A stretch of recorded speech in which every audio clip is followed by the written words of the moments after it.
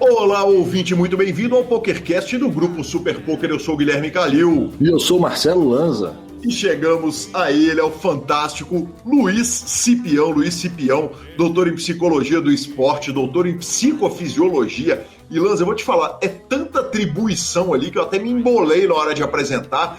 Evidentemente o ouvinte vai ouvi-lo, né? O ouvinte já ouviu tantos gigantes do poker citando o Luiz Cipião, cara. É demais poder ter cutucado aquela mente durante 2 horas, falado uma conversa sensacional, uma conversa nota 10, e num dia tão especial, estamos aqui gravando na manhã que Igor Federal estará junto com Gustavo Guimarães, secretário de Avaliação, Planejamento e Energia e Loteria do Ministério da Economia, e o Léo Di Biasi, que vai estar representando os eSports. Certamente você viu o movimento nas redes sociais e já deve estar sabendo, a gente torce para que seja fantástico e para que quando você estiver ouvindo esse programa, você, ouvinte, tenha ótimas notícias a respeito dessa importante reunião do poker brasileiro. Exatamente, é o famoso rumo à regulamentação one time, bate as nossas, por isso que é importante todo mundo participar. A gente sabe que o programa já vai ter ido ao ar quando do acontecimento, porém o movimento nas redes sociais está gigantesco, já acho que está todo mundo sabendo, e gostaria de poder já falar assim, que bom que todos participaram e fizeram parte desse momento tão importante. Sensacional, sensacional. Lembrando que o PokerCast é trazido a você pela Pay for Fun, pelo Fichasnet e pelo Poker for Fun. Perguntas, participações, sugestões, promoções e comentários. O nosso e-mail é pokercast@gruposuperpoker.com.br, Instagram e Twitter, @guicalil e @lanzamaia. Nosso telefone é 31975189609 para você mandar áudios no WhatsApp ou entrar para o grupão do Telegram. Quando manda áudio para o Telegram, acaba não conseguindo transferir de uma rede para outra, enfim, tem um problema qualquer ali nos iPhones que ele não consegue fazer isso, mas estamos em casa, vamos que vamos, e vamos direto às nossas notícias, mas não sem antes falar da Pay for Fun. A Pay for Fun é a sua carteira digital processadora de pagamentos. Ela opera com mais de 180 sites. PokerStars 888, America's Cardroom, enfim, a solução para os seus problemas. Você quer botar dinheiro no site poker ou botar dinheiro no site aposta, você deposita lá na Pay for Fun, aceita todos os métodos de pagamento, você manda para o site, devolve para a conta, manda para o cartão pré-pago, paga a conta dos amigos, paga a conta de todo mundo, enfim. Eu uso o cartão da Pay for Fun para todas as contas minhas, Uber, Netflix, essas contas recorrentes, é o cartão que eu uso, e ficamos com a palavra de Rodrigo Garrido. Olá, ouvinte, olá, Gui. Essa semana nós vamos falar do cartão pré-pago da Pay for Fun. Para ter o cartão, não tem nenhuma consulta e não precisa de nome limpo no Serasa. E também não tem anuidade. E não tem fatura no final do mês. A bandeira é Mastercard. É isso aí, pessoal. Até semana que vem. Lembrando, abra pelo link. Que homem, o senhor Marcelo Lanza, não nos deixa mais esquecer de pedir o nosso ouvinte para abrir pelo link. Sensacional, sensacional. Bora de WSOP? Bora de WSOP online? Lanza, o título não veio. Tá? O título não veio, mas veio a maior de todas as premiações da história do Brasil, ao vivo e online no poker, de um field de 4.092 entradas. A gente outro dia falou com o Eduardo Pires, que tinha arrumado a maior premiação do Brasil, $1.370.000, eis que main event da WSOP, Edson Tsutsumi Jr., Poker Lab Team, arruma um vice-campeonato, cara, olha esse número, Lanza, para $1.907.034. Como é que a gente fala, professor, aqui nesse PokerCast? Que homem. Que homem. Que homem. Que homem. Ele que é do Poker Lab, cara, foi lá, arrumou esse resultado maravilhoso, teve para ganhar o torneio várias vezes. Poxa, passei um sábado maravilhoso assistindo essa mesa final. Parabéns, Edson, parabéns, Brasil, parabéns, Poker Lab, cara, que sensacional.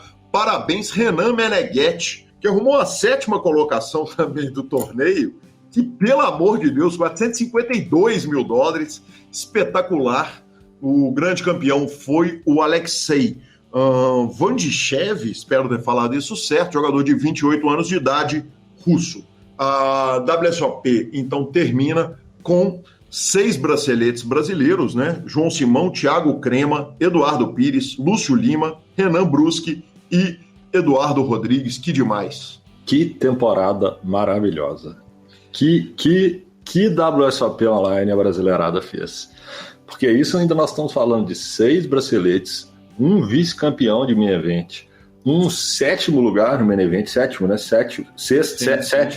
lugar no main event, e um monte ainda, nós tivemos um monte de trave, vice-campeonato, mesa final, dólar para todo lado, é oficial, fizemos estrago, viu? Fizemos estrago, cara, é impressionante. E aí a gente sai da WSOP e voa direto pro WCUP, onde parece uma história de filme B, aqueles filmes Sessão da Tarde, que você fala assim, não pode, cara, isso é exagerado demais, o diretor errou a mão. Porque imagina o seguinte, o Yuri, se eu falasse o seguinte, o Yuri cravou um WCUP, ok, normal. Ele cravou 2 WCUP, porra, que homem, mas normal. Ele cravou 2 WCUP no mesmo dia. Aí o seguinte, ele passou o João Vieira, que semana passada a gente postou aquela foto do Michael Jordan mostrando os 6, ele passa o João Vieira em número de títulos e passa a ter 7 títulos de WCUP. Além disso, o three-handed do segundo evento, foi inteiro do Nine Tails. Bizarro. É inacreditável, né? O primeiro evento que ele cravou no dia foi o evento 80 High, o 10.300 Progressive KO High Roller, puxa $266 mil com essa premiação, e depois no mês, poucas horas depois, ele crava o evento número 88 Raio 2100 8 Max Turbo Progressive Knockout também para $83 mil. O three-handed dele, eu falei que tinha sido do Nine Tails, foi Bruno Volkmann e Pedro Garanhani na segunda e terceira colocação, respectivamente. Que homens! Que máquinas de acumular dígito. O Yuri tá difícil de ficar falando dele, porque ele é uma máquina de destruir títulos em números absurdos, né? Cara, é encantador. É encantador, não tem outra palavra. E a Lali? E a Lali eu deixo com você, cara. Pelo amor de Deus, é festa no Brasil também, né? Sensacional, né? Sensacional. É muito bacana a gente acompanhar, porque a Lali, além de tudo, faz isso tudo ao vivo, né? Ela faz isso tudo streamando. A gente teve até uma discussão na Greenland esses dias. O tanto que é difícil você ser mulher no meio onde tem um mundo de homens. Você ser streamer, quer dizer, você vai ser julgado a cada jogada. E ela fazer isso tudo que ela fez, arrumou o segundo WCUP dela na série, num torneio onde a mesa final tinha os três tops do Pocket Fives, entre eles o Yuri também estava na SFT, quer dizer, uma FT recheada, e ela jantou a turma e merecidíssimo. Parabéns, Lali, que orgulho. Cara, legal demais. Ela que também passou pelo PokerCast, o field foi de 1.516 entradas, ela arrumou $182 mil. Como bem disse a matéria do Super Poker a respeito dessa vitória dela, foi um prêmio 10 vezes maior do que o outro torneio. É que o outro torneio é um docinho também, né? Ganhar o torneio de Heads Up é delicioso. E ela vai lá e faz esse segundo resultado maravilhoso. Cara, que emoção, que bonito. Sensacional. Que mulher! Não parou por aí, né? Que mulher! Que mulher! Não parou por aí, cara. Lucas Rocha também, que passou aqui pelo PokerCast, e João Vale fizeram dobradinha no evento 80 do WCUP, 132k para o primeiro, 92 para o segundo. E por falar em entrevistados do PokerCast, Rodrigo Sejo, o homem, a lenda, o fantástico, cravou o evento 78 High, superando um field de 451 entradas para $70 mil. Lembrando que estes são alguns dos resultados brasileiros. Não dá para colocar tudo, senão o PokerCast fica infinito. Senão a gente não chega no Cipião nunca, né? Exatamente. Porque se a gente fez esse estrago na WSOP, no WCUP nós trituramos ele. Exatamente. Foi um massacre. E como se não bastasse, a gente corre lá para Natural Weight, lá para a plataforma da GG Natural Weight. O Lúcio Lima cravou o torneio imediatamente depois do Renan Aziz. Então, os dois brasileiros. Cara, o Lúcio Lima, o que ele está fazendo também é ridículo, hein? Que absurdo. O evento que ele cravou foi o evento número 16, o 1050 Wednesday Double Stack, para quase $60 mil. Boa. E o senhor vai dar um rolê? Vou passear não, vou trabalhar.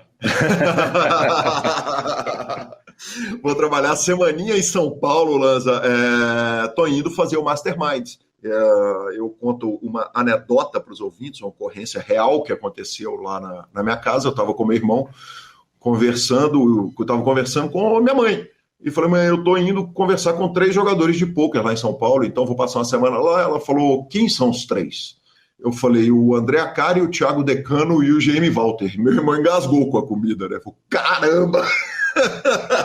Você foi pro topo da cadeia alimentar. Exatamente. Maior que isso não fica, né?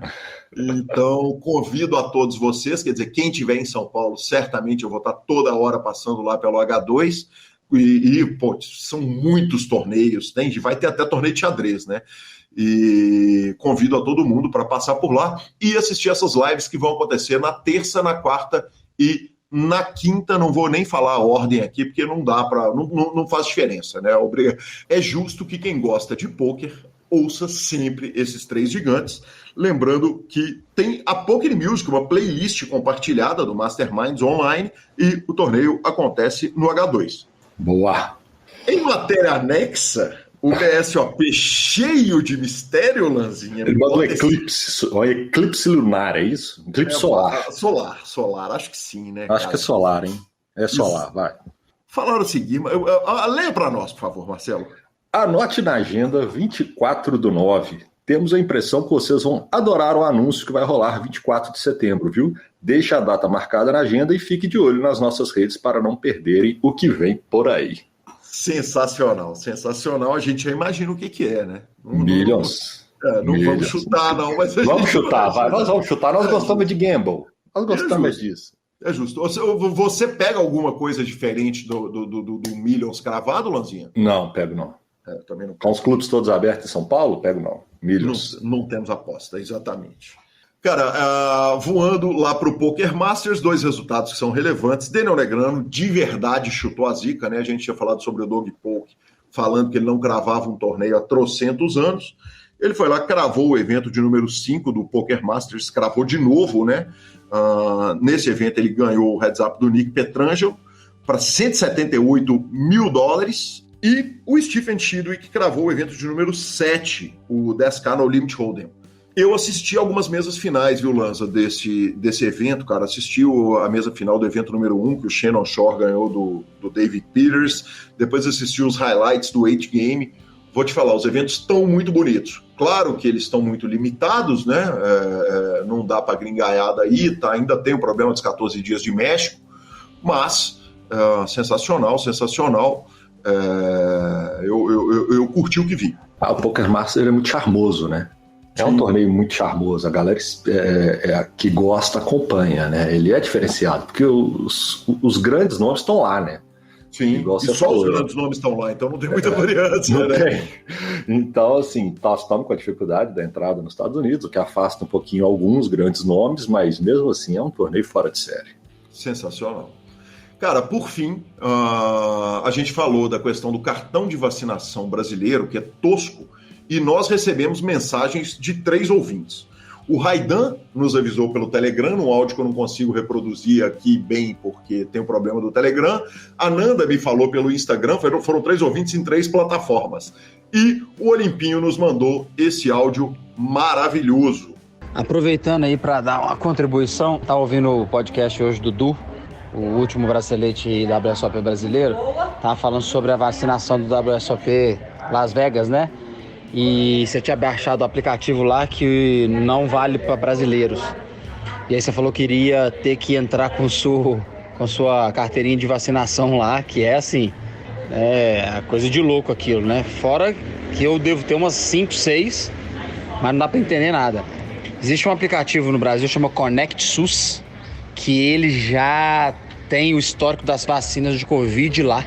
E ele já tem um certificado tanto em inglês quanto em espanhol para você apresentar lá com leitura de QR Code, tipo assim, tudo validado. Então a melhor solução, você não precisa levar sua carteirinha de vacinação. Só baixa esse aplicativo e esse aplicativo já emite os seus certificados que você já tomou 1 ou 2 doses ou a dose única da Coronavac, enfim, Pfizer, AstraZeneca, Janssen, qualquer uma que for. E aí você apresenta lá que vai ser válido, entendeu? Se precisar. Abraço. Sensacional, obrigado, Olimpinho. Cara, o Olimpinho sempre carinhoso com o PokerCast, comigo pessoalmente. Cara, que cara especial, que cara iluminado. Muito obrigado, Lívia, obrigado, Raidan. E já baixei o Connect SUS. Lindão, viu? Boa, vou baixar. Não tenho, mas baixarei. Faça isso. Ficamos com a palavra do Fichas.net. O Fichas.net é o seu parceiro para compra e venda de ficha nos principais sites de poker online. Chame o Fichas.net e avise que chegou até eles pelo PokerCast para participar de promoções super especiais para os nossos ouvintes. O WhatsApp do Fichas.net é 062 99837 1007 e lá você negocia suas fichas com os melhores preços. O Fichas.net trabalha com créditos do PokerStars, PariPoker, PP Poker, UPoker, EcoPays e AstroPay Card. Repetindo, o WhatsApp do Fichas.net é 062 99837 1007. O número está na descrição dos nossos programas. Fichas.net, confiança e melhor preço para suas fichas. Aí sim, e vamos ouvir Luiz Cipião. E é com grande satisfação que recebo aqui no PokerCast um convidado super especial, Luiz Cipião. Cipião, muito bem-vindo ao PokerCast do Grupo Super Poker. Boa noite, Calil. Prazer estar aqui com você. Uma honra muito grande poder contribuir aí com algumas informações, falar um pouquinho da trajetória. Enfim, o que eu puder contribuir para o poker, estou à disposição. Uma área que eu aprendi a gostar, sou apaixonado aí pelo poker, Calil. Sensacional. A pergunta tradicional do PokerCast é quem era o jogador antes do poker, mas no seu caso ela tem que ser diferente. Quem que é o Cipião fora do poker? Quer dizer, quem é o ser humano Luiz Cipião? Pois é, rapaz, é difícil essa pergunta, mesmo a gente tendo experiência para responder, mas eu tenho uma trajetória bem interessante aí, e desde na época de atleta, mas fora do poker, né, eu tenho a minha clínica psicológica, venho trabalhando com o pessoal do esporte há muito tempo, né, desde futebol, atletas que foram para a Olimpíada, trabalhei com Adriano Schelda, Leandro Guilherme do judô, Tandy, Pará, são vários atletas aí que passaram aí na minha trajetória aí de esporte, o Petkovic, inclusive o Pet é uma história bem interessante, até dizendo talvez como seria, né, quando eu voltei dos Estados Unidos para o Brasil, e como eu já tinha muita familiaridade com o esporte, o remo principalmente, foi meu esporte básico aí, onde eu tive toda a minha carreira como atleta, decacampeão e tudo mais. Quando eu voltei aos Estados Unidos, eu comecei a trabalhar no Flamengo, no remo, e depois eu fui chamado para o futebol profissional. E aí começou a minha trajetória no futebol profissional. E nessa brincadeira aí, o Petkovic é que é o responsável por ter me colocado no poker. Até hoje você cruza com ele aí nas mesas, eu acredito, né? Sem dúvida nenhuma, uma figura simpaticíssima, um cara espetacular, aliás, um bom cara pra gente uma hora trazer aqui pro PokerCast para contar a história de vida do poker. Luiz, com certeza. Com toda a sua modéstia, eu vou dar uma passada aqui pelo currículo pra gente tratar do homem Cipião, do profissional Cipião, antes da gente tratar especificamente do poker. Cipião, doutor em psicologia de clínica, doutor em psicofisiologia, imortal do remo do Flamengo, colaborador do Exército, amigo da Marinha, PhD em Boston, com formação em educação física, psicologia, medalhista olímpica, né, ou psicólogo de medalhistas olímpicas, professor da Gama Filho. Esqueci alguma coisa, Cipião? Devo ter esquecido um monte de coisa, né? Que é tanto é tanto título que fica até... Eu acho que seria basicamente isso aí, né? Só que hoje a área que realmente eu venho atuando já há muitos anos, né? Já passei por várias áreas aí, mas eu acho que a mais importante mesmo para mim hoje é a parte da psicologia e da psicofisiologia aplicada ao esporte, onde eu trago uma bagagem muito grande. As outras áreas foram mais assim, ritos de passagem, que me ajudaram muito, né, no meu crescimento profissional, mas realmente quando eu me identifiquei na parte da psicofisiologia, da psicologia aplicada ao esporte, realmente foi aí a grande vertente de trabalho, de publicações e tudo mais. Foi onde realmente iniciou minha carreira naquilo que realmente eu me identifiquei e amava trabalhar, entendeu? Cipião, vou começar no Luiz atleta. Vamos lá no menino atleta do remo, quer dizer, você começa no remo, é decacampeão de quê? Carioca brasileiro, é o desconhecimento total do remo, né? Que a Lagoa da Pampulha há muitos anos já não dá mais para encostar naquela água. Conta para mim um pouco da vida do menino Cipião atleta, quer dizer, você acreditava que ia ser um atleta profissional, tratava como paralelo, e o que te atraía no esporte lá, menino? Sempre me atraiu muito desafios, sempre me atraiu muito a competição, sempre gostei de provar o quanto eu poderia ir além daquilo que eu esperava conseguir. E o decacampeonato foi pelo Campeonato Carioca, né? Tive vários outros campeonatos, mas assim, consecutivos foi o Campeonato Carioca. Isso foi muito inédito. E eu me preocupava muito com a minha performance, eu sempre procurava treinar muito, principalmente muito mais do que meus adversários, e era assim, acordava às 4 horas da manhã, chegava no Flamengo 15 para as 5 da manhã, às vezes 20 para as 5, umas 5 horas já tinha aquecido, já estava com o meu barco dentro d'água, pronto para o treinamento do dia.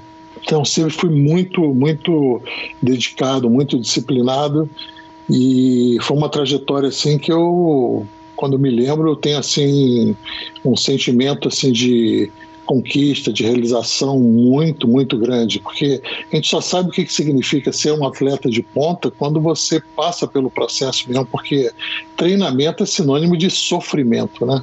Sim. Então, o preço que você tem em ganhar uma competição, ganhar uma regata, ganhar um campeonato, é uma coisa que a gente não consegue descrever com muita facilidade. É um sentimento muito próprio, né? Muito próprio. Eu me lembro uma das regatas que nós tivemos, e nós fomos convidados na época para remar em outro estado, se não me engano foi Vitória, e a gente não levou nosso equipamento, emprestaram os barcos, remos, tudo para a gente, tudo de péssima qualidade, e nos 2.000 metros que a gente vinha competindo, a gente estava assim um barco atrás, faltando 250 metros para cruzar, a gente em segundo, e nesses poucos 250 metros chegados nós conseguimos colocar um barco à frente do que estava em primeiro lugar. E na hora de receber a medalha, eu me lembro que perguntaram para o meu técnico assim, como é que você explica seus atletas virarem a regata assim nos últimos 250 metros, quando eles viam a regata toda a trajetória aí, vinham atrás. E meu técnico disse assim, vergonha. E a pessoa perguntou, mas vergonha de quê? De perder. Eles têm vergonha de perder. E aquilo ficou na minha cabeça desde então. Eu realmente tenho vergonha de perder. Posso perder, sem dúvida alguma, mas eu tenho vergonha de perder. Então eu faço tudo para não perder. Perfeito. Nós vamos voltar na vergonha de perder. Mas eu estou com o atleta do remo aqui e nós acabamos de ver o Isaquias Queiroz voar no remo, fazer bonito demais. Me explica um pouco do que é um atleta brasileiro, porque, olha, Luiz, eu imagino que tem uma diferença muito grande entre o que era investido em você como atleta do Flamengo, que é um lugar de remo, quer dizer, o Vasco é o Vasco, né? O Vasco tá lá na água, o Vasco da Gama, né? Quer dizer, os clubes... são clubes de regata, né? Exatamente, todos os clubes do Rio tinham um foco gigante nisso, ou seja, ainda que... Quais foram os anos do decacampeonato e quando que começou esse deca? Ih, rapaz, agora você me pegou, mas eu concluí esse decacampeonato em... Cara, acho que 83, eu acho, 82. Perfeito, quer dizer, nós estamos falando de anos 70 e anos 80, quando o futebol não precisava desse investimento astronômico e havia um investimento na regata, quer dizer, o Brasil estava ali de verdade investindo nos atletas. Isso continua a ser uma verdade, ou quando você olha para o Isaquias puxando uma medalha de ouro para o Brasil, remando, é um negócio que faz cair para trás, é um feito muito mais individual do que coletivo do Brasil? O Isaquias é um ponto fora da curva, ele é do canoe, né? Ele não é do remo. Uhum. Aí você me perdoe a ignorância, porque você está falando de nós, né?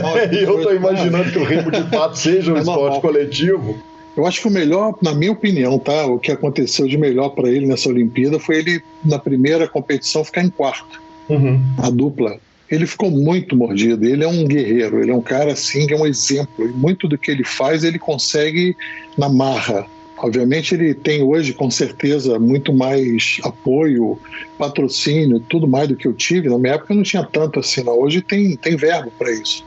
Mas mesmo assim ainda é um desafio muito grande. O atleta brasileiro, para ele superar, é uma guerra diária muito grande. E o Isaquias é um ponto fora da curva, é um garoto excepcional, de um valor assim em tudo, né? Familiar, tudo, um grande pai, um marido, uma pessoa fora de série. Eu sou muito fã dele pela pessoa que ele é, não necessariamente pela conquista que ele teve, mas pela trajetória dele, por tudo que ele passou na vida e vencer, cara. Ele é um guerreiro, ele realmente merece todo o meu respeito, eu gosto muito dele. Que demais. Cipião, me conta um negócio. O que é psicofisiologia? Psicofisiologia é quando você estuda as variáveis internas do corpo. Como é que o estresse te afeta, como é que você controla a sua frequência cardíaca, a sua sudorese, para você manter o foco, a atenção.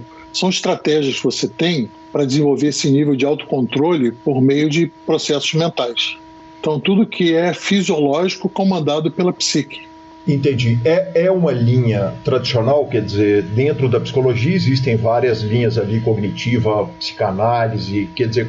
Cara, é uma área nova, eu diria que é uma área nova, porque quem trouxe essa área para o Brasil fui eu. Quando eu voltei dos Estados Unidos, eu voltei de lá em 90, acho que 90. Certo. E eu trouxe essa área para o Brasil, inclusive isso está registrado no Atlas do Esporte, e foi coordenado pelo professor Lamartine.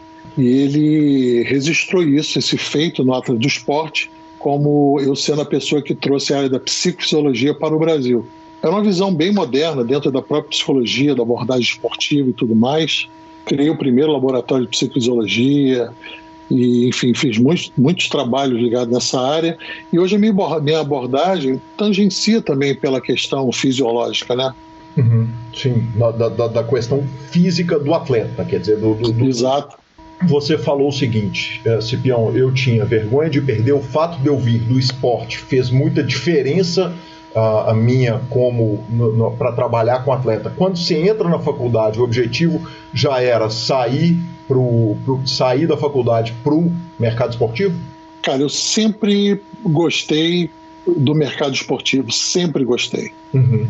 E a minha grande mudança foi já nos Estados Unidos, onde eu tive a oportunidade de conhecer uma pessoa da área da psicologia do esporte, onde mudou toda a minha trajetória profissional, e ele era o psicólogo do Boston Celtics, do basquete. E aí eu comecei a ir no Boston Celtics com ele, conhecendo a galera, trabalhando com ele, auxiliando, e eu me apaixonei, já gostava do esporte, eu fiquei mais apaixonado ainda, foi aí que realmente tudo começou, e eu comecei a abandonar uma série de coisas que eu já vinha fazendo na minha vida, e falei assim, não, isso aqui que eu quero e vou seguir esse caminho aqui. Então eu abri mão de muita coisa, mas era o que eu queria realmente, era me fixar no esporte. O que lá no início dos anos 90 é uma coisa até preocupante, porque o início dos anos 90 é quando os jogadores começam a ganhar dinheiro de verdade no esporte, né, Luiz? Quer dizer, pensar em esporte de alto rendimento no Brasil, em o que um psicólogo pode fazer clinicando ou trabalhando com esporte, devia ser um salto gigantesco e até uma preocupação para a família. Uma pergunta clássica que eu faço aqui no PokerCast é como é que sua família lidou quando você foi trabalhar, quando você largou tudo e foi ser jogador de pôquer. E eu te pergunto, como é que o seu círculo social, profissional, familiar lidou quando você falou em abraçar o esporte na profissão? Olha, eu sempre tive uma característica muito interessante, e só para voltar um pouquinho para você entender, em um determinado momento, meu pai muito preocupado, né, com a minha trajetória profissional, porque eu só falava de remo, na minha vida era o remo. Sim. Ele me chama para uma conversa e ele fala assim, filho, olha só, acho que está na hora de você tomar uma decisão na sua vida. Você quer ser alguém na vida, um profissional, ou você quer ser um remador? Bem, como o que eu fazia de melhor na vida era remar, eu fiquei receoso em responder, mas eu não tinha alternativa, porque eu não ia mentir para o meu pai, e eu falei para ele, olha, eu quero ser um remador. Aí ele olhou para mim e falou assim, muito bem, então seja o melhor. Seja sempre uma opção de ser o melhor. Procure sempre ser o melhor. Isso eu só fui entender o que meu pai falou comigo quando eu já estava nos Estados Unidos, já, porque o que ele disse para mim, minha interpretação hoje é que não importa o que você escolher, seja compromissado, tenha responsabilidade e faça sempre para ser o melhor ou para ser uma opção diante de todas as opções que existem. Então, quando alguém pensar num profissional, seu nome tem que estar no rol das escolhas. Perfeito. E isso foi que bateu muito quando eu falo assim, a vergonha de perder. Realmente, para mim não fazia sentido eu acordar todo dia 4 horas da manhã para numa regata eu perder. Como é que eu vou perder? Eu não posso perder. Então eu sempre fiquei com essa ideia marcada na minha cabeça que eu tinha que valorizar muito tudo que eu fazia e valorizar aqueles que gastavam tempo também em me preparar para ser um atleta de ponta, né? Perfeito. Então sempre valorizei essas coisas. Bacana demais. Luiz, você falou o seguinte, você disse em entrevista o seguinte, eu não era jogador de pôquer originalmente, eu não jogo pôquer, quer dizer, você não é um atleta que foi a fundo, apesar de vir dos esportes, né, que foi o remo. Conta pra mim um pouco, porque aí a gente entra no assunto vergonha de perder. A vergonha de perder é o seguinte, perder é muito duro, perder é muito árduo, e se tem uma coisa que um jogador de pôquer, especialmente de torneios, faz na vida, é perder, né? A curto prazo, diariamente ele perde até que o gráfico dá aquela explosão para cima. Conta um pouco o lidar, como que um atleta de remo que entra na água para ganhar todas as regatas orienta um jogador que vai perder eventualmente 23, 24, 25 dias no mês dele? É interessante porque a perda tem peso 4, a vitória tem peso 1. Então, perder tem um peso muito grande, impacta muito no indivíduo. A vitória não, você acha que merece. Então, sempre procurei valorizar mais, dar mais peso a essa vitória, pelo meu esforço, por tudo. Quando eu falo com um jogador de pôquer, eu sei que ele vai perder muito mais do que ele ganha, qualquer um deles, todos eles. Sim. Os de cash talvez não, né, Luiz? É diferente, né? É um pouquinho diferente, eles não têm essas grandes swings. De torneio, sim. De torneio, sim. Mas quando eles ganham, vale a pena. Porque quando ele perde aquele buy-in que ele jogou. Mas quando ele ganha uma premiação, que muitas vezes um torneio que ele ganha paga semanas de trabalho, às vezes um mês ou até mais. Sim. Então eu valorizo a busca dessa vitória aí. Para mim, a grande vitória dele é essa daí. Não é necessariamente estar perdendo. Estar perdendo faz parte do rol de risco que ele tem na profissão. Eu me lembro de uma conversa com o Pedro Padilha, que é um cara que eu admiro assim profundamente, e eu perguntei para ele, Pedro, o que é invencibilidade? E de todas as pessoas que eu perguntei, ele me deu, na minha opinião, a melhor resposta. Ele riu, ele é uma pessoa de um humor assim fantástico, ele falou assim, pô, Cipião, para mim invencibilidade é saber perder. Nossa, eu fiquei feliz demais ouvir isso, porque saber perder, ele está dizendo que é você ter o fair play e saber que você ganha, saber que você tem compromisso, você sabe que faz parte do pôquer perder.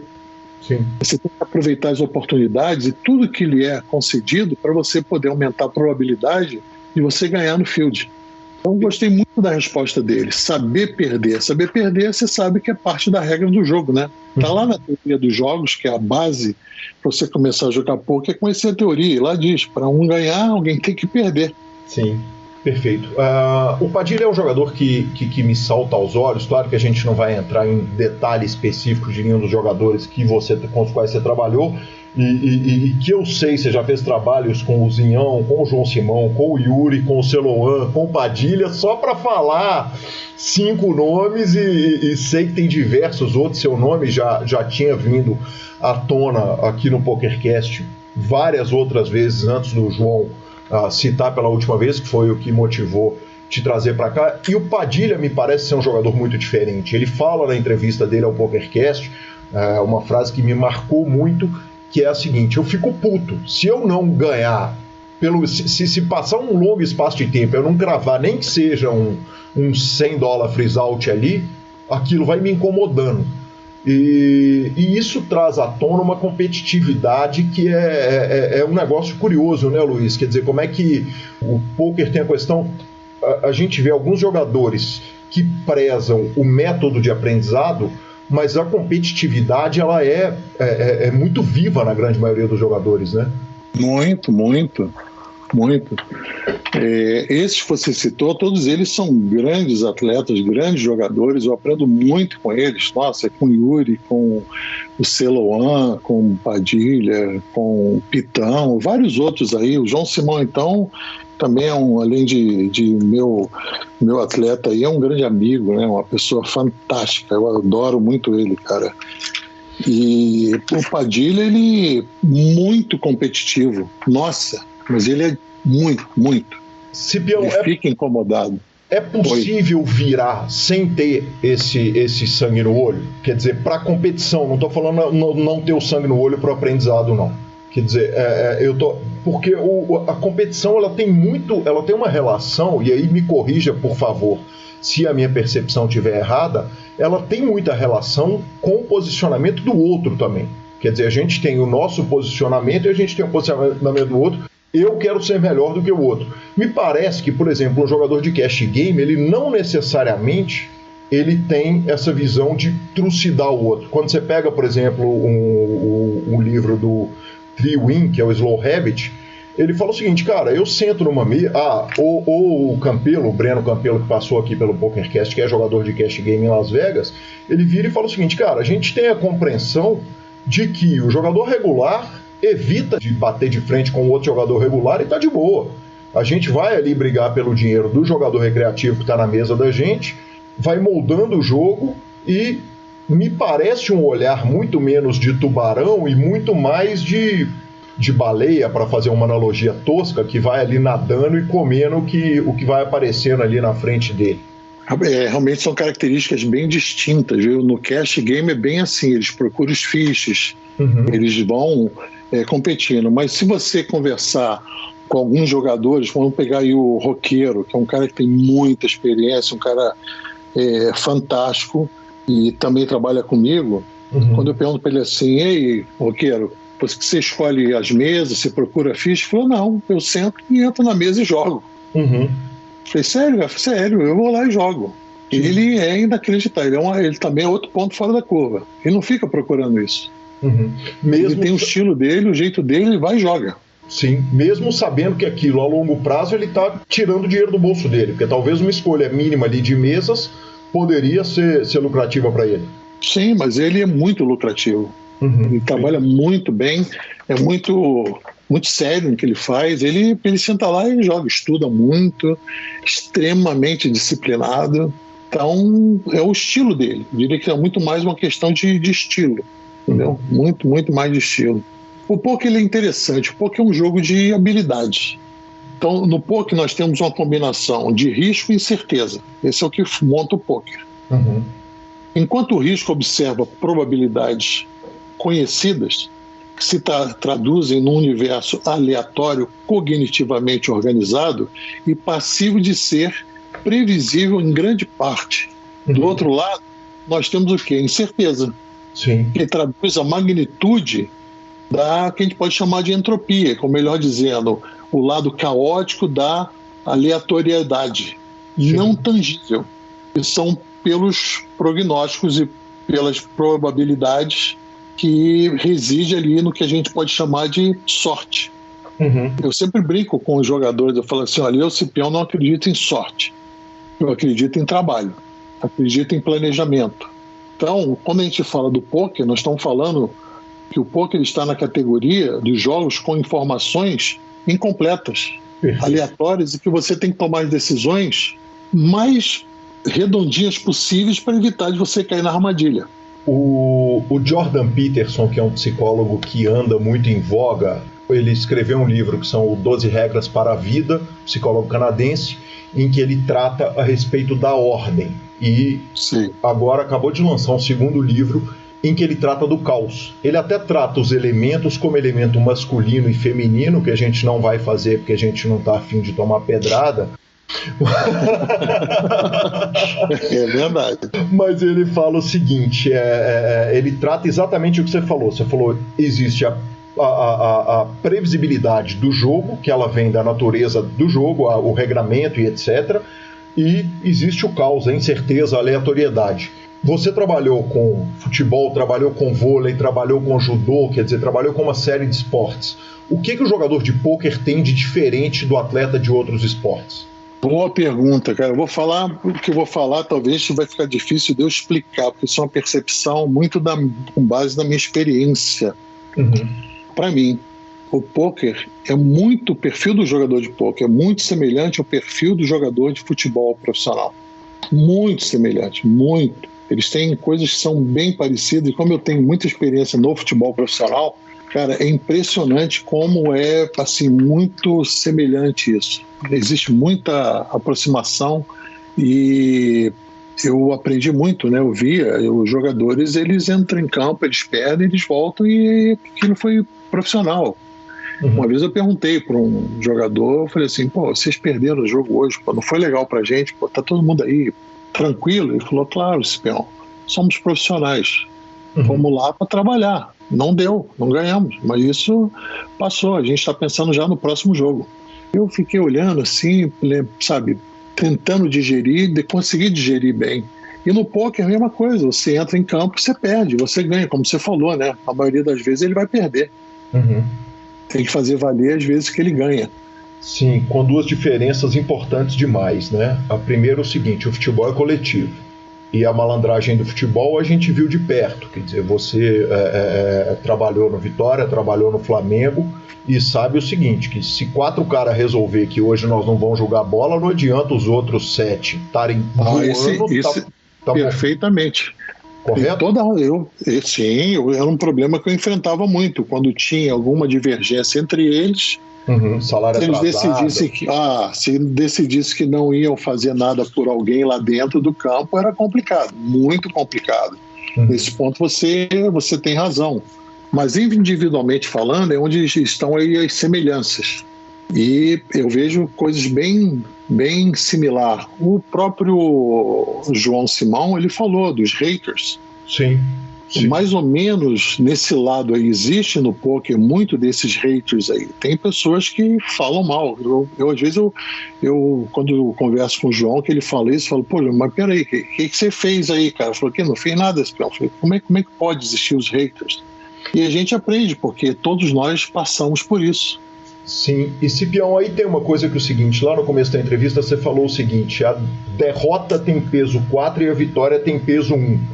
A gente que está exposto na mídia, e aí quando eu falo a gente, é nós da própria mídia, o João, o Cipião profissional que trabalha com grandes nomes e tal, não sei o que, a gente recebe 200 elogios e uma palavra ruim nos azeda muito mais do que um grama de crítica nos incomoda, nos afeta muito mais do que uma tonelada de elogio.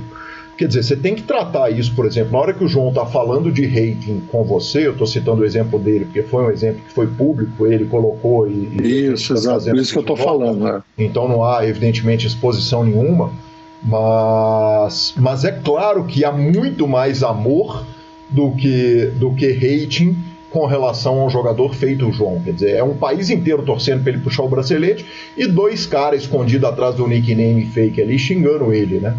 Ou estou completamente errado, ou eu estou enganado. Não, faz sentido, sim. Mas porque nós gostamos muito de shampoo no ego, né? Sim. Então a gente tem essa necessidade, né? Isso faz parte, a gente tem que aprender a conviver com isso, que a gente sempre vai receber crítica, às vezes nós não estamos preparados. Então, se eu voltar um pouquinho, quando eu falo assim do perfil do jogador de futebol, perfil do pessoal do pôquer e essas diferenças, eu diria assim que no pôquer existe muito autodidata, né? Quem não estuda não evolui. Você pega aí o pessoal que está no high stake, eles estudam muito. Sim. Hoje o jogador de futebol ele já entendeu, ele tem que estudar muito estratégia, ele sabe de condicionamento físico, ele sabe a importância da cognição. Pega um jogador como Petkovic, se um dia você tiver a felicidade de entrevistá-lo, você vai ficar impressionado porque ele é muito inteligente, fala mais de 5 línguas estrangeiras. Então, no futebol é esforço físico e mental. No pôquer tem muito esforço físico, quando eu peço para a galera fazer atividade física, se comprometer e tal, porque o esforço mental é monstruoso. Sim. Eu sempre recomendo a todos eles fazerem atividade física. É onde eu consigo um equilíbrio naquilo que eu acredito que é as semelhanças entre um perfil do jogador de futebol e o jogador de pôquer. É muito difícil eles entenderem essa importância da atividade física, né? Então você vê o pessoal que está aí no high stake, o pessoal que é muito conhecido, todos eles são extremamente disciplinados na atividade física. Cipião, esse é um ponto, complementando o ponto do futebol, claro que tem eu vinha pensando aqui, tem um ponto que eles são absolutamente idênticos, né? Que às vezes você faz tudo certo e dá tudo errado. Se a bola não quiser entrar e se o flop não quiser bater, vai acontecer sempre o desastre, vai vir a cavalo, não tem escape. Verdade.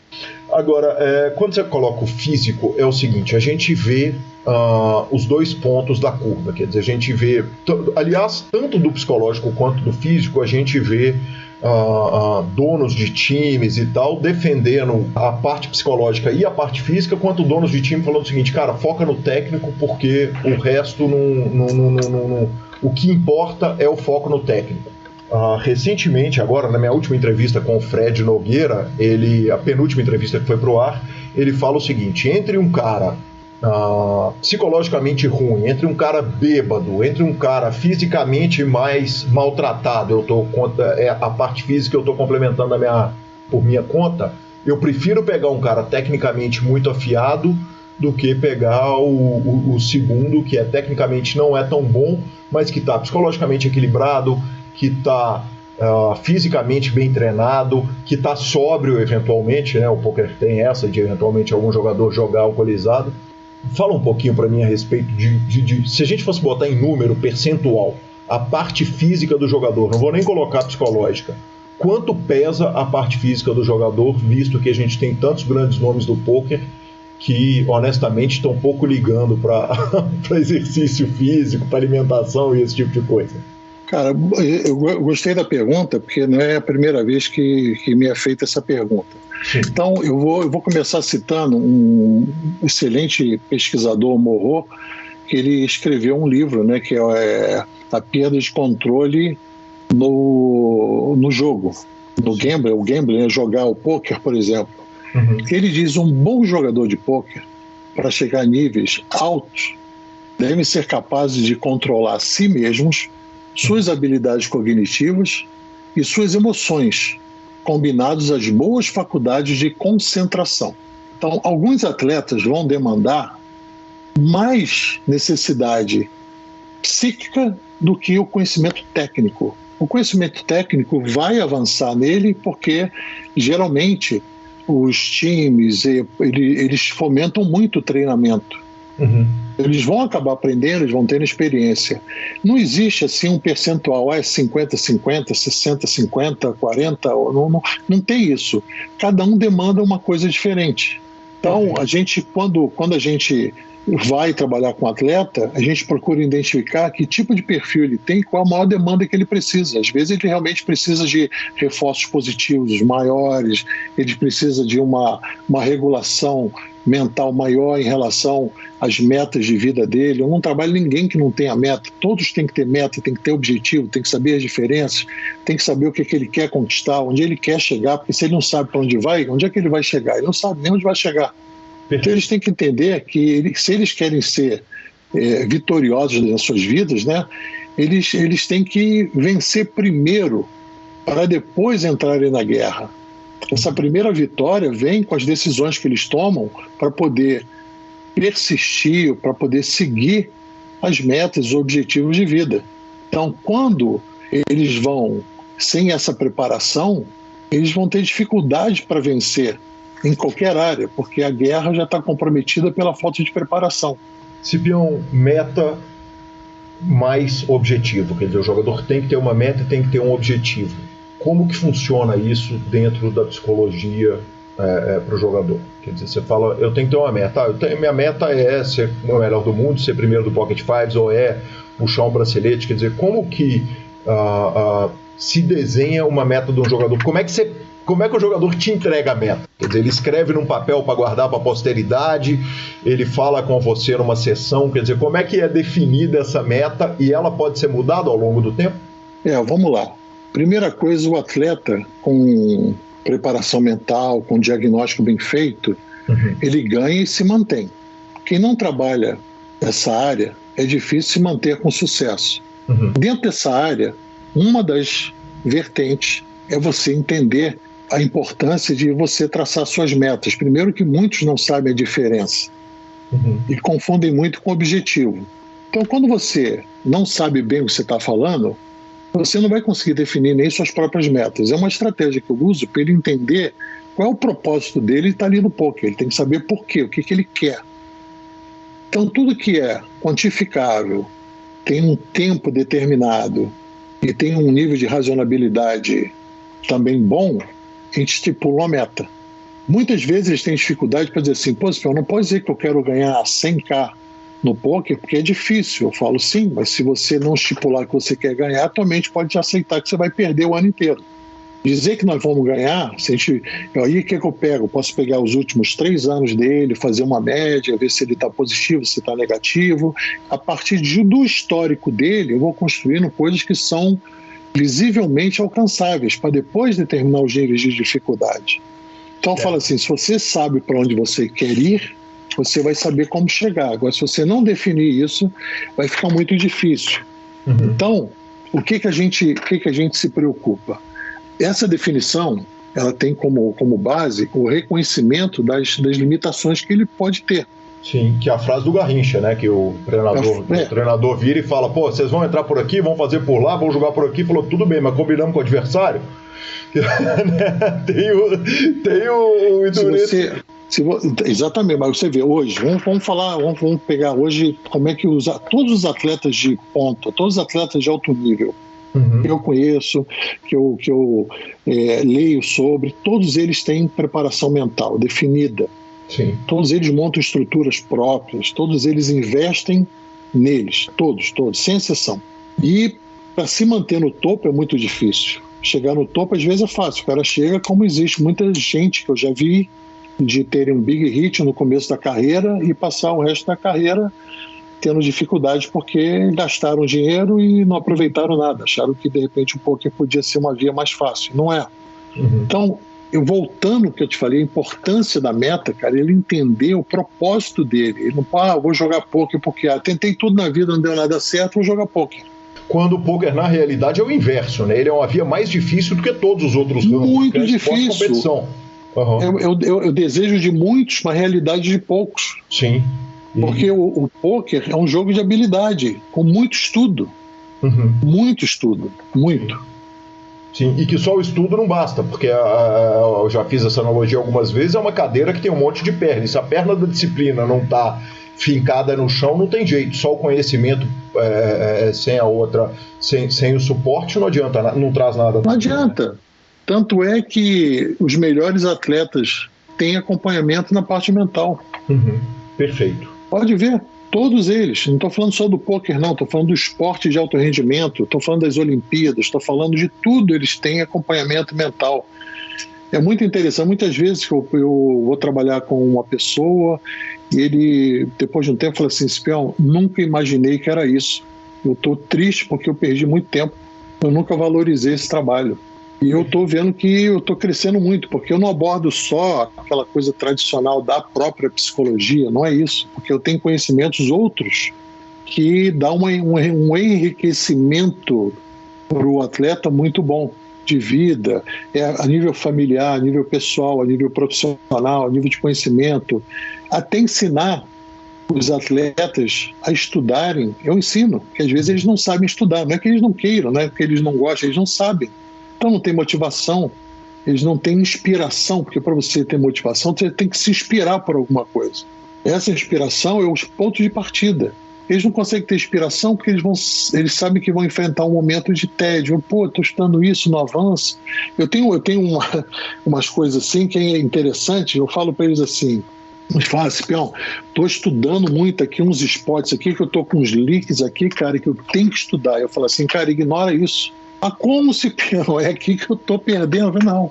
Para mim, a minha hipótese é que conhecimento é o que nivela o leak que você tem aqui. Então, quanto mais você estudar, mais você vai subir o nível de erro. Você não vai mais errar onde você está errando. É pelo conhecimento, porque a mente, tudo que você fala para não fazer é o que a mente faz. Como se eu falar para você, não pense num carro vermelho. Sim. Não pense numa camisa vermelha. Você começa a ver o carro vermelho, a camisa vermelha, então não, ele é muito para fazer.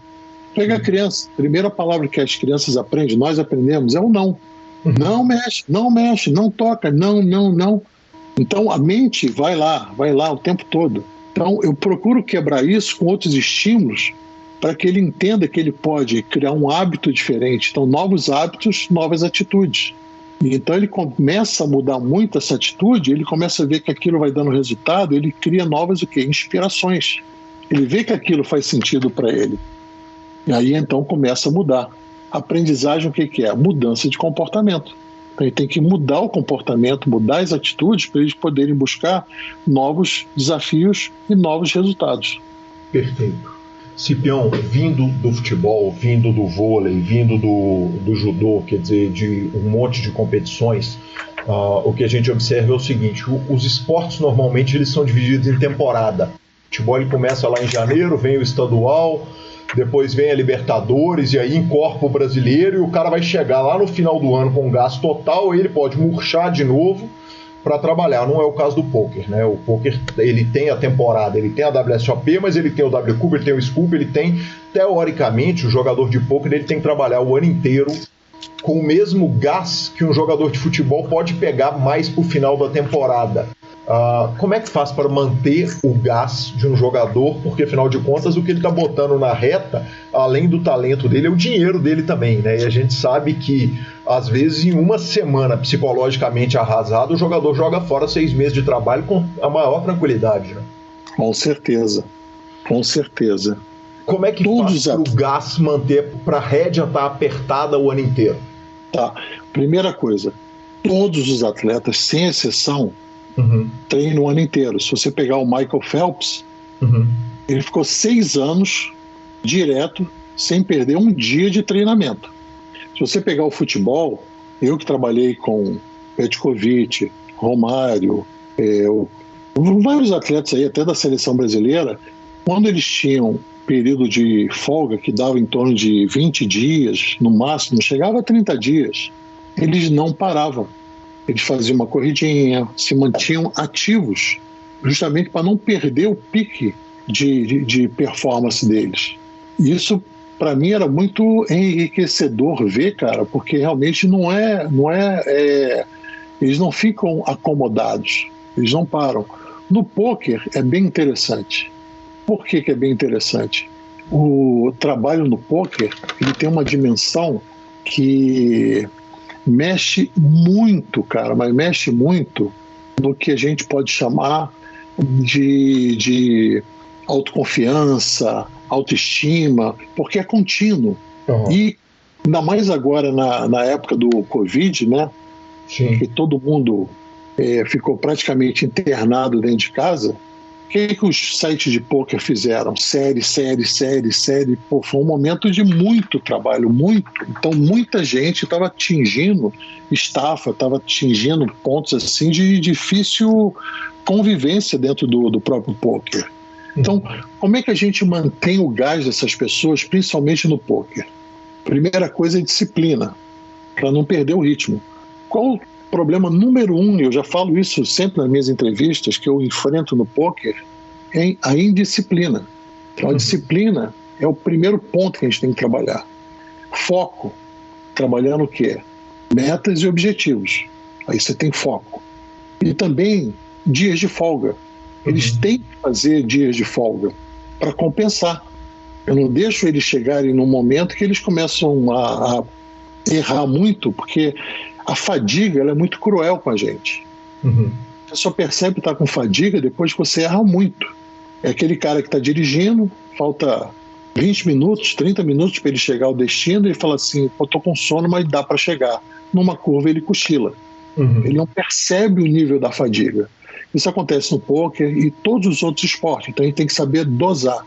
Então isso tem que ser trabalhado neles. Então tem aqueles dias de folga que você compensa. O trabalho que eu venho fazendo, que eu faço com eles, né? Todos precisamos descansar. para a gente não sofrer o quê? Sobrecarga. Se você deixar essa sobrecarga tomar conta de você, você vai perdendo uma sequência que é bem interessante. Que sequência que vai bater em você? Primeira coisa, você vai ter a tua autoconfiança comprometida. E a autoconfiança, ela é um sentimento, como é a raiva, como é a tristeza. E é um sentimento que você tem que confiar nas habilidades, nas qualidades e nos próprios julgamentos. A autoconfiança ela é importante para a sua saúde e bem-estar psicológico. Quando você tem um nível de autoconfiança bem ajustado, facilita muito você encontrar o caminho de sucesso na tua vida pessoal e profissional. Você tem que acreditar em você. Para você acreditar em você mesmo, para viver sem culpa, sem medo e sem raiva, você tem que ter muito foco na sua capacidade de gerar trabalho, na sua própria confiança e num ponto, cara, que eu digo que é o ponto-chave que eu trabalho muito a galera do poker, que é a autoconfiança. Porque a autoconfiança é onde compromete geral. Compromete, eu diria que é o ponto onde você tem que desenvolver o teu autoconhecimento. Um bom autoconhecimento, que é um dos grandes benefícios do trabalho psicológico, do trabalho mental, você vai adquirindo autoconhecimento. Você vai digerindo as informações, você vai traduzindo aqueles enigmas mentais que a gente às vezes não sabe por que a gente faz certas coisas, e aí você consegue desenvolver hábitos saudáveis, você consegue se organizar melhor. Tudo vem pelo autoconhecimento. E o autoconhecimento vai mudar o quê? A tua atitude. Você vai ter atitudes que você vai poder trabalhar buscando sempre um melhor desempenho, um melhor rendimento, evitando frustrações, estresse, ansiedade desnecessária, que isso, quanto maior o nível de autoconhecimento, mais baixo serão as possibilidades de você ficar estressado ou com ansiedade. Muitas vezes a ansiedade vem por falta de conhecimento, por falta de estudo, por falta de organização.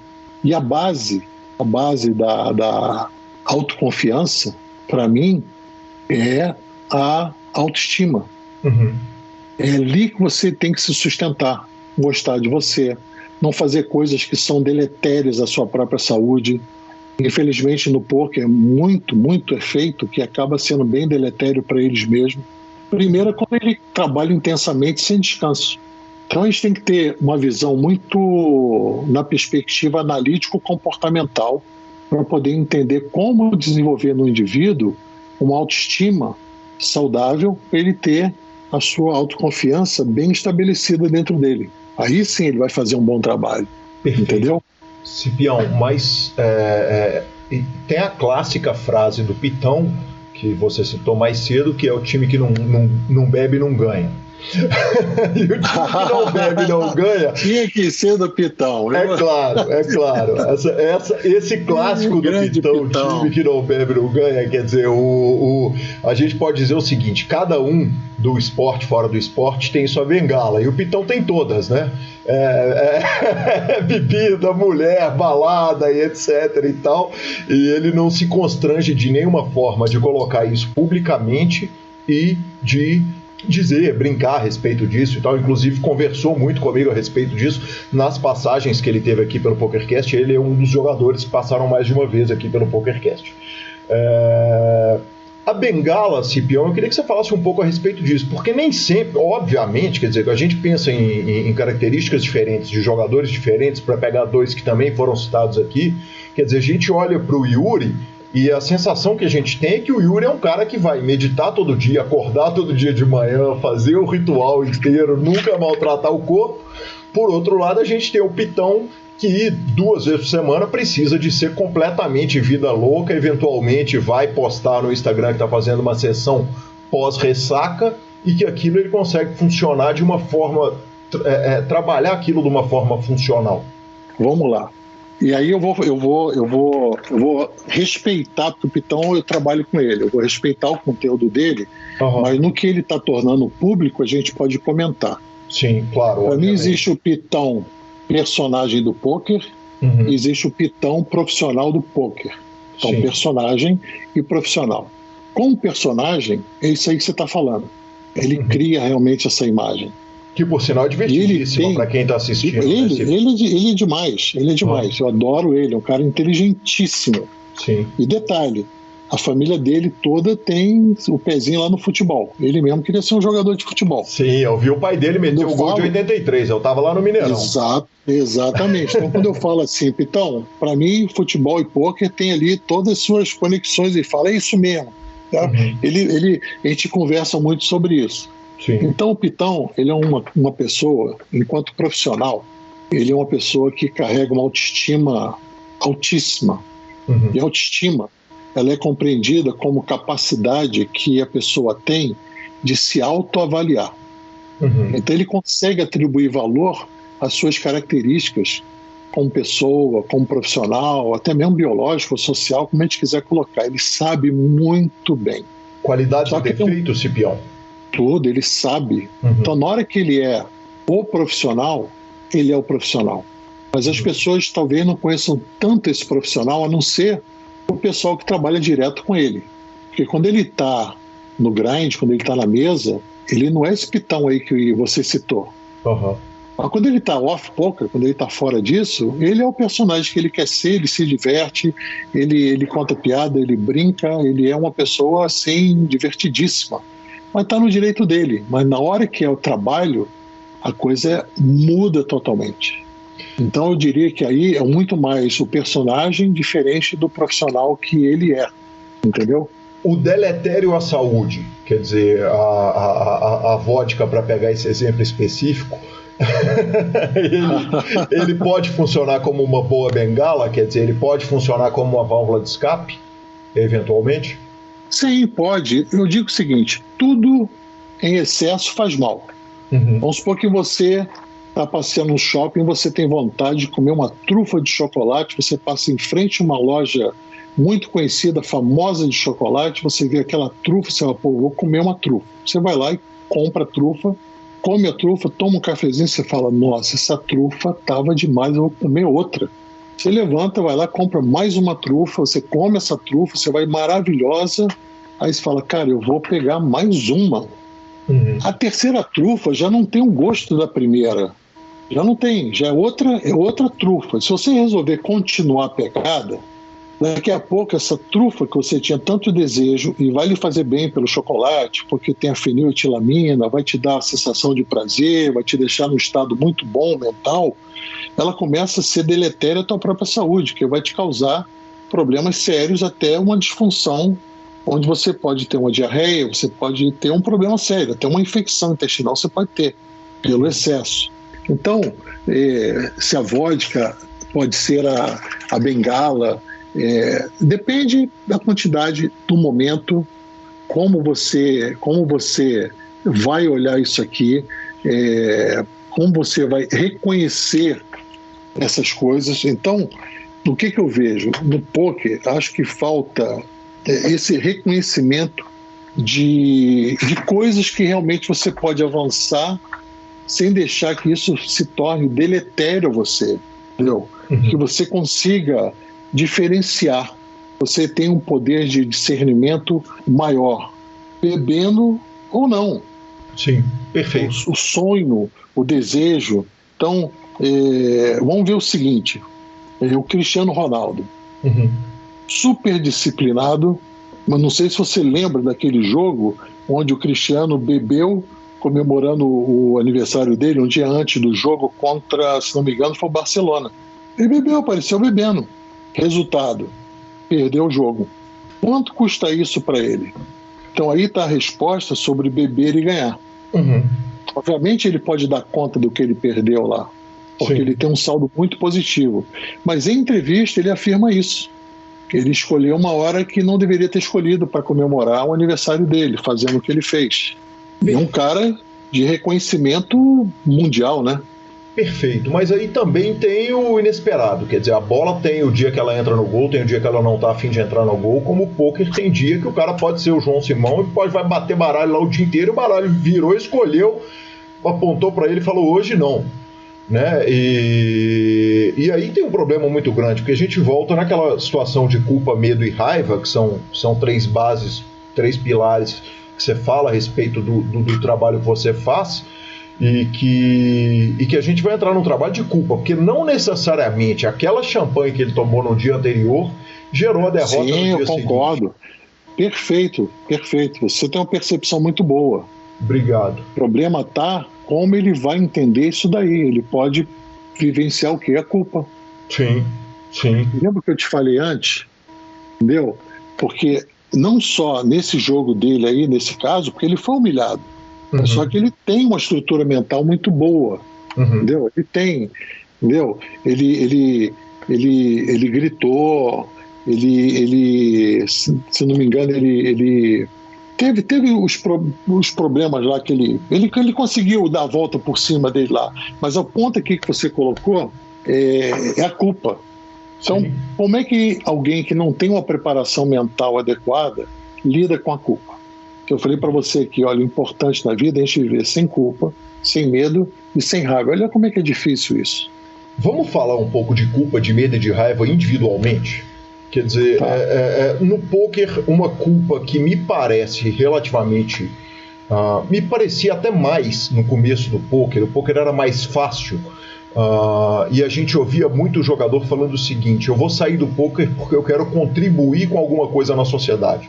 Como se o pôquer fosse tão somente um meio financeiro, talvez comparável até ao próprio mercado financeiro, em que o jogador sentia que ele não estava efetivamente sendo um membro produtivo dentro da sociedade. Essa visão, eu não ouço isso muito desde 2010, no começo, era muito comum a gente ouvir isso, hoje é muito menos comum. Onde que mora a culpa do jogador de pôquer hoje, antes dele começar a tratar o assunto? O que é a principal motivo de culpa do jogador? Bem, difícil a tua pergunta aí, porque isso varia muito de perfil para entender isso daí. Vamos falar do contexto que vive o jogador de pôquer. Vamos. A indústria dos jogos digitais é considerada hoje a 3ª maior indústria do planeta e movimenta cerca de 3 bilhões de dólares por ano. A indústria de jogos digitais fica atrás somente de 2 indústrias, petrolífera e automotiva. O Brasil é o 11º no ranking de maior mercado de games. O setor de jogos movimenta 900 milhões de reais no país a cada ano, além de empregar mais de 4 mil pessoas. Então, a América Latina hoje possui 200 e tantos milhões, 220, 230 milhões de usuários de internet. Então, por essa razão, é considerado a nova Europa. Sim. Em termos de jogos online. Então, o Brasil possui uma população online de cerca de 80 a 90 milhões de pessoas. Quase metade da população brasileira hoje já está online. Se considerar todos no celular hoje, já deve ter passado de mais de 100 milhões. Então, no Brasil, nós temos aí 61 milhões de pessoas que jogam algum tipo de jogo online, sendo cerca de 4 milhões que praticam o pôquer online. Pô, 4 milhões é muita gente. Será que está errado esse dado? Não, recreativo, brincadeiras, não joga por dinheiro. Isso é a fonte da Associação Brasileira de Desenvolvedores de Games, que é a Abragames. Então, em 2006, esse número não chegava a 100 mil pessoas jogando pôquer. Olha como é que aumentou. Aumentou muito. Sim. Eu diria que mais de 4.000% aumentou. Quando você trabalha com jogadores de pôquer, quando a gente vai olhar aí, vamos olhar agora, onde é que está a culpa, a raiva, o medo? Sim. Eles têm que ter um compromisso muito sério na escolha deles. Então, depende muito do objetivo do jogador. O bom jogador, ele tem autocrítica, mas não fica sofrendo. Se ele tem uma autocrítica, ele não fica sofrendo, então ele não vai ter raiva, não vai ter culpa. Isso já resolve muito com a capacidade mental dele. Então, ele faz a autocrítica para melhor, que a gente já sabe hoje que é o tipo 1 do mindset. É o cara que aprende, é o cara que quer aprender, é o cara que modifica. O mindset 2 é o cara que acha que não, é assim mesmo, a vida é assim, ele nasceu para se ferrar, nada dá certo, ele é um azarado. E depois eu vou te explicar o mindset e o que vem para frente. Então, voltando para a culpa e o medo, estamos falando do objetivo né? Que ele tem uma autocrítica bem estabelecida, trabalho mental, ele vai. Aonde foi que eu falhei? É o autoquestionamento. Ele trabalha nisso, ele busca as falhas para transformar essas falhas em experiências positivas. Ele faz uma autoanálise muito boa. Então, o jogador que tem autocrítica e não trabalha para melhorar o seu jogo, ele fica na culpa. Sim, ok. Então, quem trabalha a culpa não sofre e tem sucesso. Essa é a relação que eu estabeleço no trabalho com eles. Perfeito. A culpa ela vem do conformismo, a gente pode dizer assim, quer dizer, de uma pessoa... Um conformismo ou uma falta de trabalhar essa autocrítica e ter uma ação em cima da autocrítica. A autocrítica dele faz por dois caminhos. O sofrimento dele ou a indignação. Eu sempre digo para meus pacientes assim, para meus jogadores, eu falo assim, pô, que bom que você está indignado, né? Pô, você perdeu, você está puto, né, cara? Pô, que bom, hein? Você está indignado? Eu estou indignado. Ótimo que você está indignado. Então reage. O que a gente tem que fazer para melhorar isso? É indignação. Não é o conformismo. E aí vem uma outra parte interessante que eu acho que é um mal entendido muito grande que tem no meio do esporte quando fala, eu ganhei porque meu mindset estava muito bom. Não existe isso. Mindset é uma característica. Não é uma condição somente. Então o que eu faço? Eu pego e detecto o tipo de mindset que ele tem, se é 1 ou 2, e aí eu trabalho o mind shift. O que é o mind shift? É como dirigir um carro. Você bota a primeira, você precisa de mais força. Aí você vai seguir com força, você vai fazer tudo o que você tem que fazer para você conseguir entrar na inércia. Depois você vai trabalhar com a segunda, terceira, quarta, quinta, no que você precisa. Mas você vai fazer o quê? O gear, ou seja, o shift, você vai fazer a modificação de marchas. Certo. Esse é o mind shift. Esse mind shift é que eu busco muito trabalhar a cabeça do jogador, né, na área de culpa, de raiva e de medo. Perfeito. Faz sentido? Faz total sentido. A característica pessoal do jogador, quanto que ela pesa na forma de você fazer esse shift? Porque é diferente você mexer a cabeça, para citar os dois exemplos que eu peguei, os dois extremos, né? Para a gente citar, por exemplo, de um lado o extremo disciplinado, do outro lado o extremo indisciplinado, tratando os dois jogadores como jogadores conhecedores do pôquer, talentosos, e essa é uma conversa que eu quero ter logo mais à frente com você, que é a questão do talento no jogo versus a habilidade. Mas na hora de fazer o shift na cabeça desse jogador, de mudar a marcha dele, quanto que pesa a personalidade individual de cada um? Cara, o bom jogador, ele sai do atendimento reforçando os conteúdos. Sim. Ele sai reformulando, ele sai pensando, ele pensa sempre no melhor. Eu sempre digo assim, toda sessão que você sair e continuar pensando, a gente mandou bem. E eu observo muito como é que ele se comporta na competição. Porque todo dia ele está competindo, ele vai se inscrevendo nos torneios e está competindo o tempo todo. É muita competição, pôquer, muita competição o tempo todo. E a competição nos permite decodificar os mistérios da natureza humana. É aí que a gente começa a conhecer melhor o indivíduo, é na competição.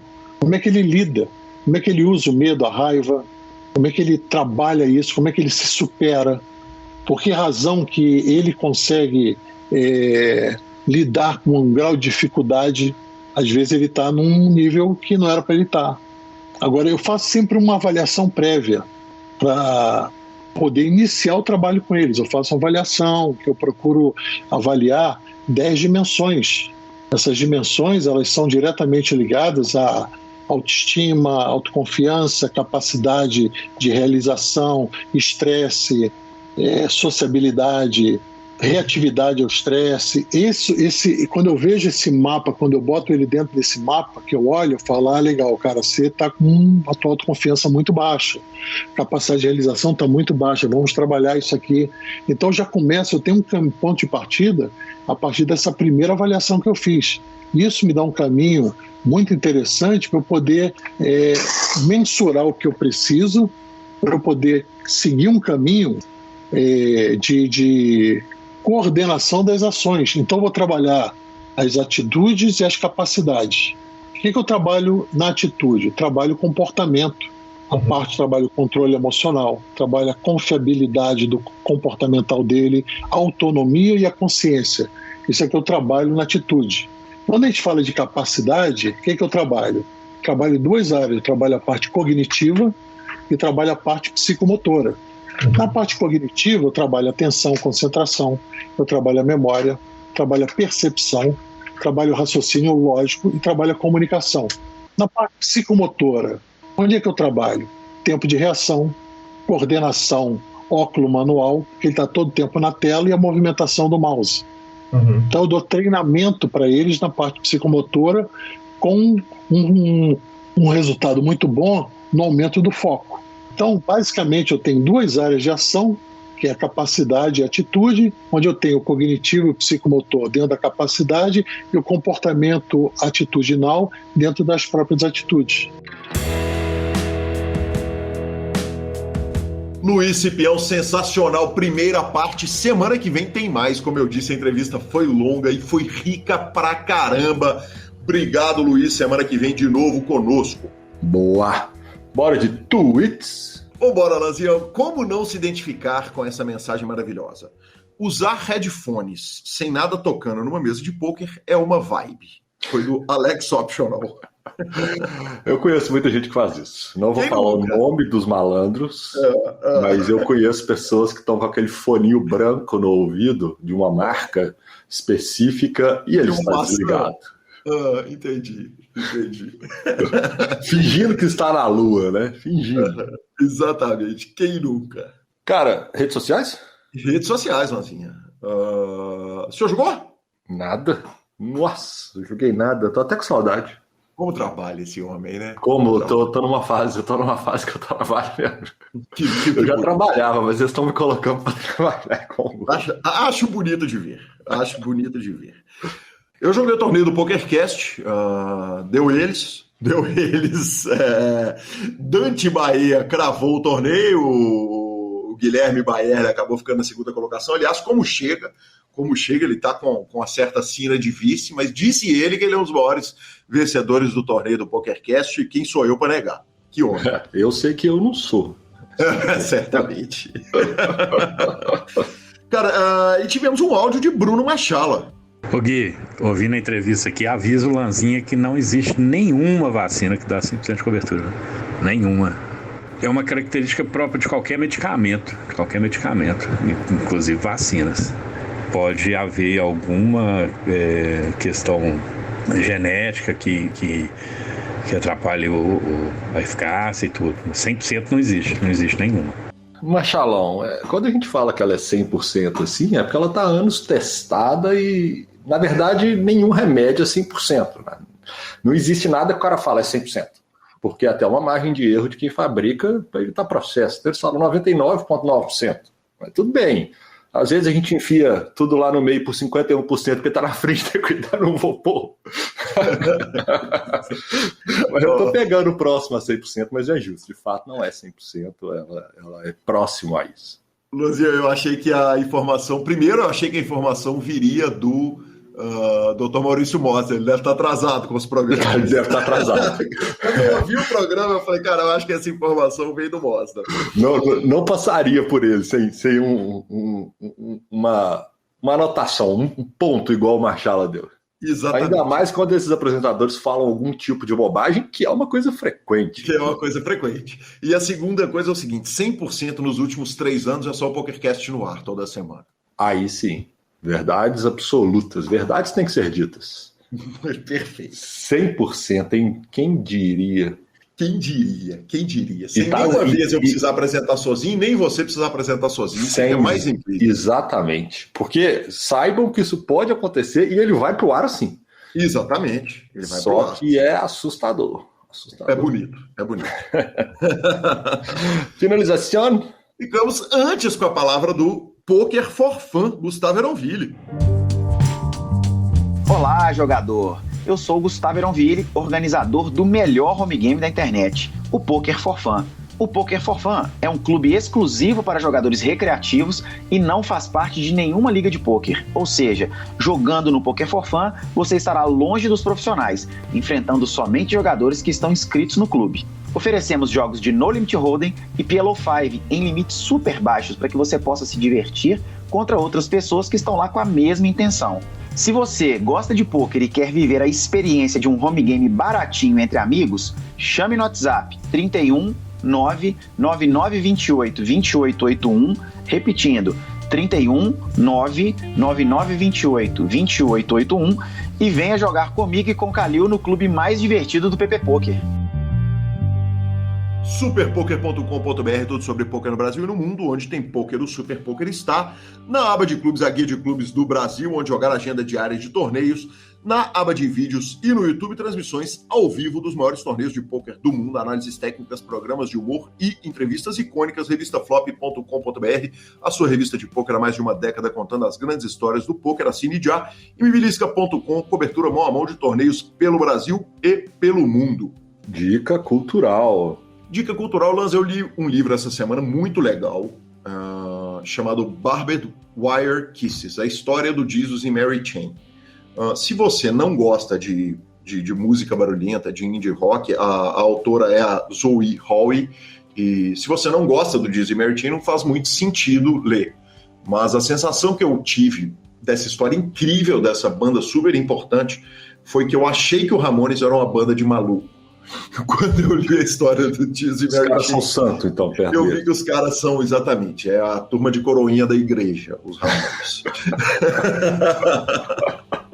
E sigo com mais uma dica cultural, cara, que eu recebi um catálogo maravilhoso do meu querido Teves, cara. A charcutaria do Teves, mano. Você já falou dela, né, no programa? Já falei porque eu já comprei. Comprei um belíssimo presunto do Tevito e é maravilhoso. Maravilhoso, cara. O Instagram dele é @Teves, como jogador, né, com Z no final, charcutaria. E os produtos lá, link para encomendar, tá tudo lá. Cara, que homem também. Como jogador e como bom argentino que são, né? Exatamente. Aliás, 20 anos no Brasil ainda tem o maior sotaque de todos os tempos. Tem o maior sotaque de todos os tempos. Maravilhoso, cara. Maravilhoso. Maravilhoso. Vamos aqui todavia. Vamos. Cara, engraçado, né? Como é que nosso ouvido é virado para as coisas que a gente está acostumado, ou para o mundo que a gente vive, né? Você foi falar Jesus e Mary Chain, eu tô ouvindo aqui Mary Jane. Quer dizer, eu tô ouvindo a namorada do Peter Parker e Homem-Aranha, mas tudo bem. Tava esperando você dar uma dica de cultura nerd na hora que eu ouvi você falando. Justo. Tô quase, tô chegando. Cara, eu confesso que eu tô em débito com os ouvintes na questão de coisas novas do meu universo, porque realmente eu tô numa vibe de trabalho nos últimos dias que eu não tô tendo tempo. Eu vou deixar 2 diquinhas aqui, na verdade não são de filmes, são dos trailers, mas quem gosta provavelmente já viu. Se não viu, corram para ver. Um é o trailer do incrível, sensacional, fodástico Keanu Reeves em Matrix 4. Matrix 4 que vai estrear em dezembro, no mesmo dia do Homem-Aranha 4, e a turma vai ter que escolher qual ver primeiro. Eu já aviso, por mais que eu goste do Homem-Aranha, eu verei Matrix primeiro. Anos e anos depois, teremos a continuação do filme. E, cara, saiu essa semana também, saiu anteontem, se eu não me engano, o trailer da nova série Marvel Disney Plus, que é a série do Gavião Arqueiro, também uma série esperadíssima, que vai acabar colocando mais alguns pontos no universo que a gente tanto gosta. Então, quem não viu o trailer, a série já estreia no mês que vem, se eu não me engano. Eu posso estar falando uma bobagem, não seria a primeira vez. Então, é isso aí. @Gui Calil e @Lanza Maia são os nossos Instagrams e Twitters. Pay for Fun, sua empresa de pagamentos online, abra a sua conta pelo link. PokerCast, aliás, tá vindo uma maleta de São Paulo pra gente sortear de novo, e é pra turma que é afiliada pelo PokerCast. Troque suas fichas sempre pelo Fichas.net, avisa o Lucão que chegou lá por nós, e Poker for Fun, que é ganhar de profissionais do poker, não vai ser por aqui. Poker for Fun, de recreativos para recreativo. Estamos no Spotify, Deezer, YouTube, Amazon Music, Podcast Players. Nos indique, nos dê 5 estrelas e faça um grande favor ao podcast. Indique o PokerCast para o seu amigo que você acha que vai gostar. para a gente crescer essa comunidade de ouvintes maravilhosa, crescer nosso torneio da terça-feira e levar as notícias de pôquer e entrevistas para cada vez mais pessoas. A edição é do maravilhoso Rodolfo Vidal. Um grande abraço a todos e até a próxima semana. Valeu. Amigo ouvinte do PokerCast, se você gostou dessa entrevista, gostou desse PokerCast, deixe seu like, se inscreva no canal e comente aqui embaixo. Quem sabe você me indica um jogador e eu trago pra cá para entrevistá-lo no PokerCast Super Poker. Valeu!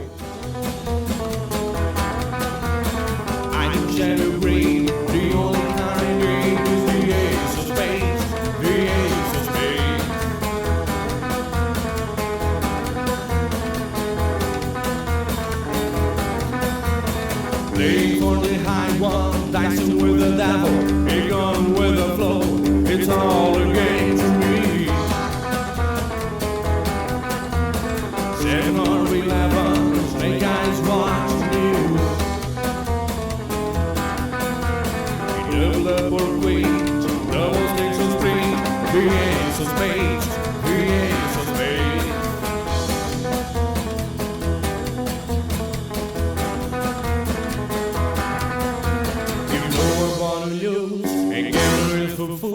But that's the way I like it, baby. I don't want to live forever.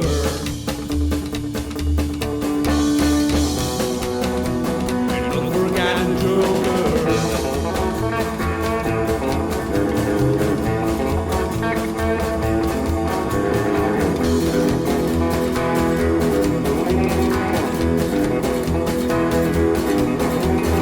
Machine of the 18, know you wanna see me.